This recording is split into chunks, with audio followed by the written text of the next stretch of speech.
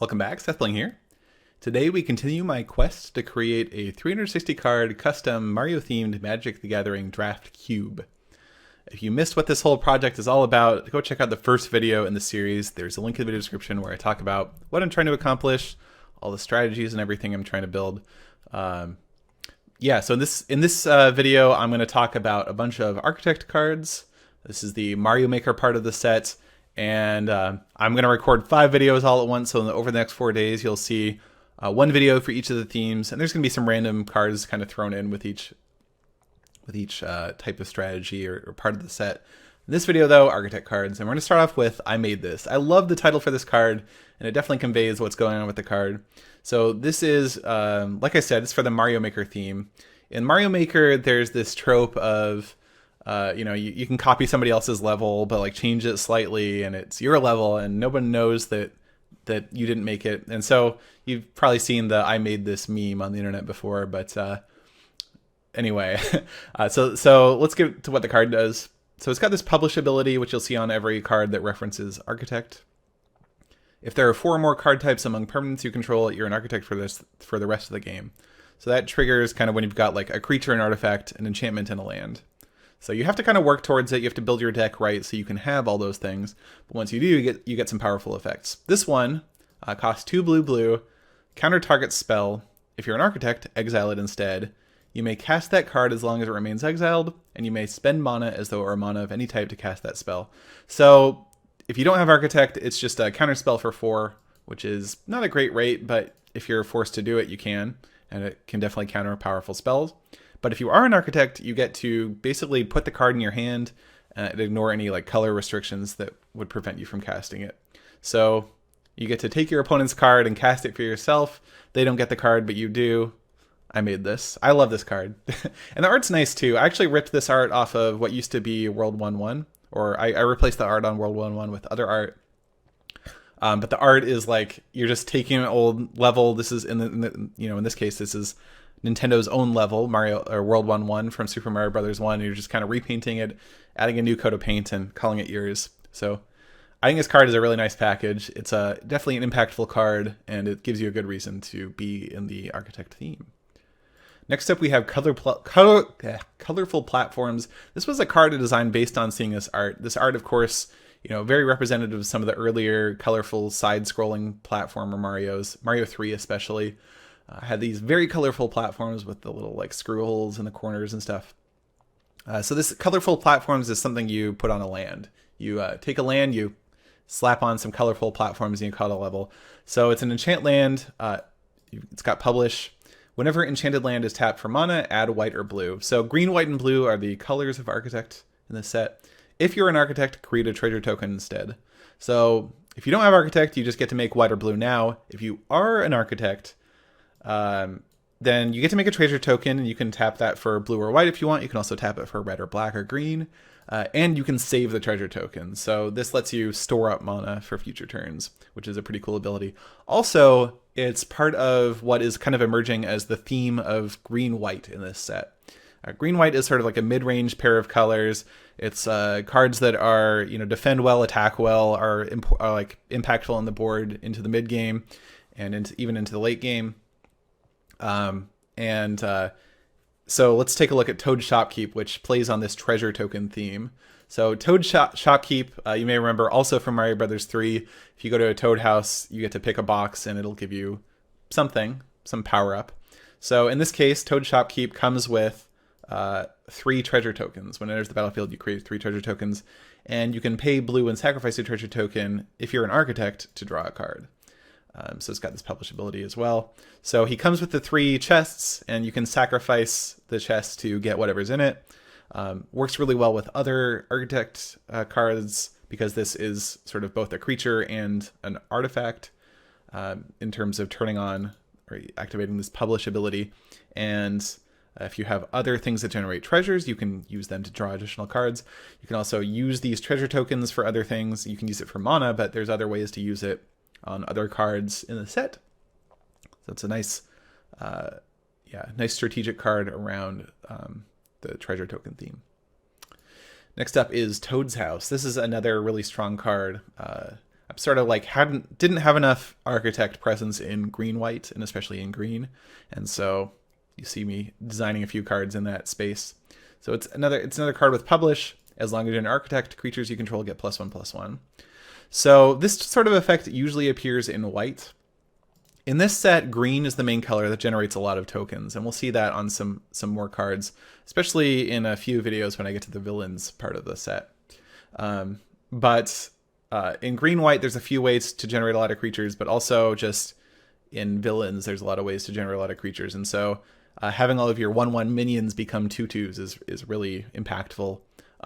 This effect would usually cost either more than 2, or would only affect some of your creatures. In this case, it costs 2 and it affects all your creatures, but you have to have Architect. In green, it's not so hard to get Architect because this is an artifact, and you can like put a creature down and cast an aura on it, which counts as an enchantment. So then you'd have 4 card types, and you would turn on this ability, which is pretty strong. So this is a strong ability, but you can't necessarily get it all the time. So it's a little bit risky to include this card in your deck unless you're sort of building around it. Next up, I have a set of 5 cards that used to do something else that I've changed. So this used to be a 3-mana artifact that would just tap for any of these 3 colors. I found that in draft, nobody was really picking those cards, and so I changed it. Just 3 mana was too much to spend for that kind of effect. So instead, they are sort of like Arkham's Astrolabe. It's a 1 mana artifact that when it enters the battlefield, it draws a card, and instead of producing additional mana, it filters mana. So you spend a mana to get a mana, but lets you turn a color that you don't need into a color that you do need. So this is a way of making sure that you can cast your spells. If your deck is green, white, and red, this will allow you to pretty much cast any of your spells, unless it happens to be multicolored and you don't have both colors. But very powerful fixing. I put this cycle in the Architect video because it's very good with Architect too. It's an artifact that you can play on turn 1 that replaces itself. So it's a really easy way to make sure you have enough artifacts in your deck to consistently turn on cards like colorful platforms. Give it Architect. Next up, we have Womp. This is part of a cycle of cards in that are vanilla cards that don't have any abilities. So there's an artifact and there's one of each color. Goomba was already in the set, but you'll see over the next couple of videos, you'll see the rest of the cards in this cycle. This is a 1/4, so it's a nice defensive card early on. Prevents aggression from overrunning you, and it's an artifact and a creature, so 2 of the card types you need for Architect. So pretty nice way to turn on Architect as well. Mecha Wiggler, also an artifact creature. This is a boss from Odyssey. In the game, the Mecha Wiggler is sort of like draining the city's power. Basically he's sort of like surrounding the city's power source and draining it. And so that's sort of the flavor here is whenever you draw a card, sort of like your power source, Mecha Wiggler also gets +2/+2 until end of turn. So he doesn't really drain it, like take it from you, but he does definitely get powered up off of your power source, which is drawing cards. If you can draw extra cards, I mean, even if you can't draw extra cards, he attacks as a 4/4 with trample. But if you can, he can be a huge way to deal a lot of damage to your opponent.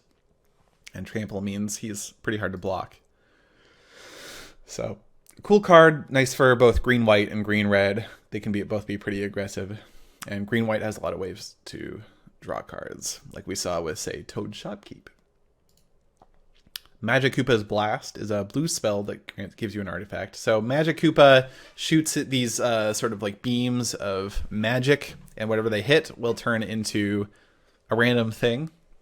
So counter target spell unless its controller pays 2. The paying 2 is like you can like dodge the beam if it's not well aimed.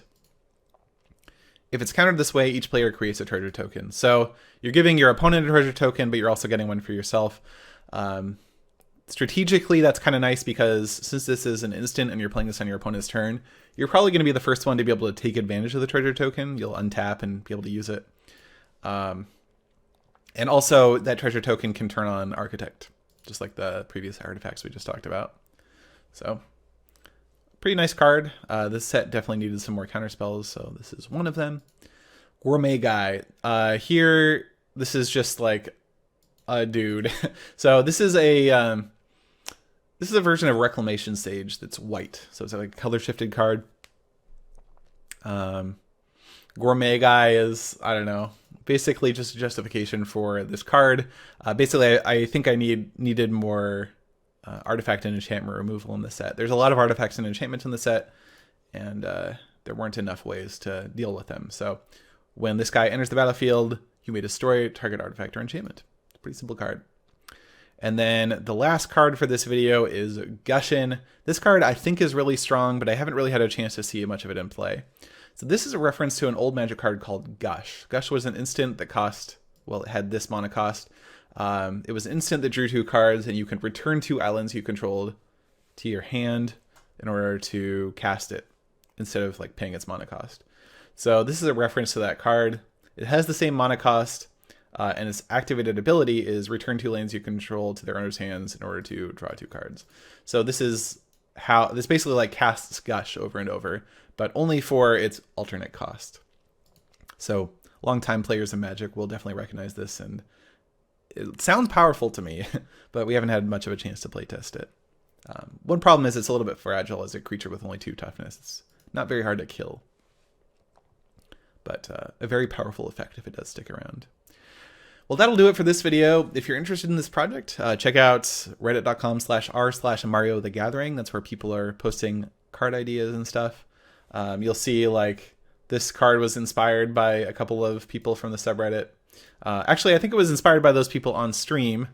I am streaming most of the card creation, so twitch.tv/SethBling, you can check that out. And yeah, so 4 more videos to come in the coming days where I'm going to talk about the other strategies. That's about it. Thanks for watching.